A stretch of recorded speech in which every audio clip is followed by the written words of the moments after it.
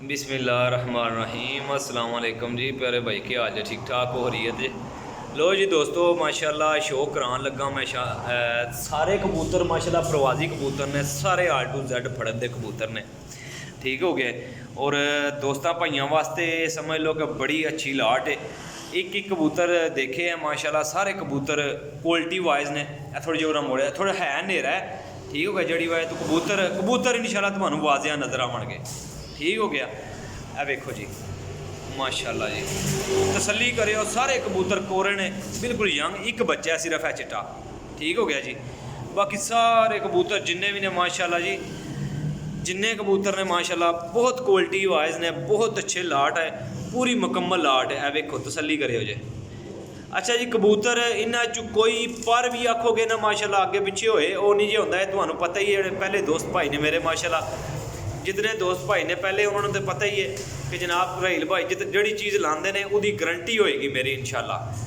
अच्छा पर वाइज पर कुंदा हड्डी जोड़ दी सारे कबूतर नवे परां विच ने ते साफ सुथरे पीस ने कोई कबूतर कट्टे या वड्डे या नहीं है। तसल्ली वाले कबूतर ने लान भी बिल्कुल मुनासिब जी कीमत लान लगा वहाँ ठीक है क्योंकि एक दोस्त भाई ने उन्होंने घर कबूतर फड़न होए ने ठीक है। और तसल्ली वाले कबूतर ने सारे A to Z कबूतर बिचे ने माशाल्लाह है। शार्की मादी चेक करो जी चपड़ी किसी भी मेरे भरा चाहिए होंगे इंशाल्लाह ताला लभ जाएंगे ठीक है तसल्ली ना लभणगे। ए वेखते जाइए कल्ले कल्ले पीस ने 36 पीस ने ठीक है 36 पीस ने। खलोयो भाई तुम पिछे रहो कबूतर जरा उत्थे फट्टी ते बहन दियो ना उधर चलो। ए देखो जी माशाल्लाह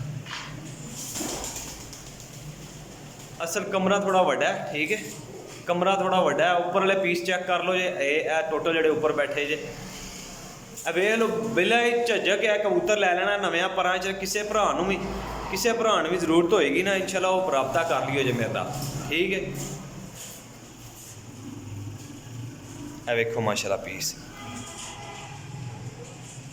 ठीक है जी माशाल्लाह। यानी कि कबूतर सारे तसल्ली वाले जे तसल्ली वाले तो क्वालिटी वाइज कबूतर जे सिर्फ एक है बच्चा जे।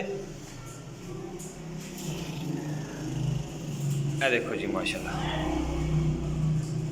36 कबूतर की लाट है सिर्फ और सिर्फ जनाब 400 रुपये पार 1 रुपया भी घट नहीं जे ठीक है बिल्कुल फाइनल 400 रुपया पार होएगा। किसी भी भरा चाहिए हो 36 कबूतर के पैसे पाएगा इंशाल्लाह ते 36 के 36 पीस इंशाल्लाह भिजवा देंगे ठीक है। दिहाड़ी होंदी है गर्मी भरा जी तो इस गल्ले अजकल तुहानू पता पाकिस्तान में ना बहुत ज़्यादा गर्मी पै रही है ठीक है।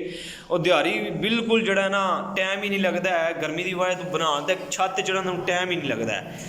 तो यह कबूतर ने 36 पीस ने मेरा भरा। अच्छा जी 36 पीस ने ठीक है 36 पीस ने टोटल तसल्ली कर लियो जी अपनी ठीक है तसल्ली ने मंगा लियो 400 रुपये तो घट 1 रुपया भी नहीं जी होना। यह बस पहले दिहाड़े ने तो मुनासिब कबूतर लभने अगू ही कबूतर महंगे हो जाने जी ठीक है। लो जी अपने भाई दो इजाज़त इंशाल्लाह नेक्स्ट वीडियो हाजिर होवांगे। अल्लाह हाफिज़।